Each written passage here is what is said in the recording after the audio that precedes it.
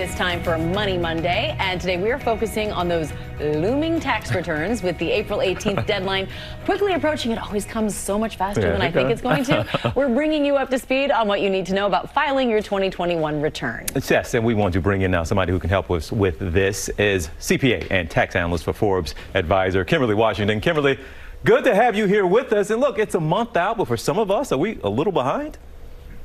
Yeah, well, listen, the tax deadline this year is April 18th. So you still have some extra days this year, but you don't want to wait. You want to file your tax return as soon as possible. Why? Because of identity theft. These cases are on the rise. And if someone uses your information, get your refund before you do, it's going to take you a while before you can get your refund. And last but certainly not least, there's a lot of tax law changes. So you want to get that tax return in as soon as possible. All right, let's talk about some of those changes. What are the most important things to look out for this year?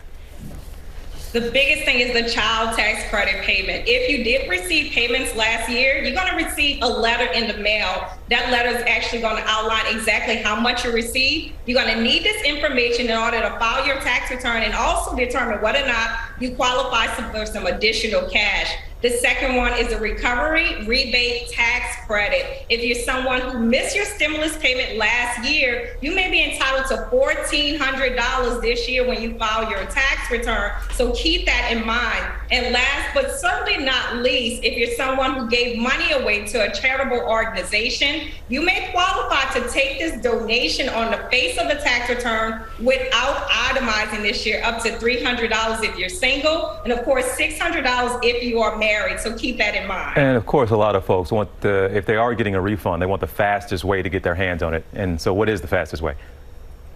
The fastest way, of course, is make sure your tax return is free from any errors. You want to double check your tax return. Make sure your name, social security numbers are correct on your tax return. Another thing, this is a really big deal if you are co-parenting. Have that discussion with the other parent and determine who's going to actually claim that child, because if not, that can also cause a delay in your refund. And last but certainly not least, you want to make sure that you file electronically, because of course last year the IRS, it took them about 120 days to process paper tax returns, and you definitely want to do direct deposit to receive that tax refund faster this year. And Kimberly, speaking of refunds, I think everyone loves the idea of getting a big check from the government each year, but is the goal to actually not get a refund?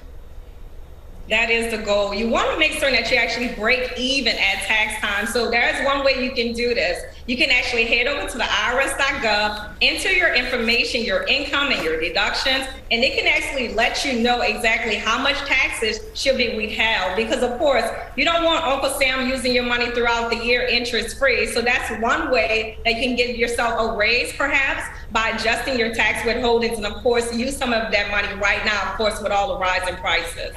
All right, Kimberly Washington, very important, timely advice. Thank you so much for joining us today. We appreciate it. Thank you.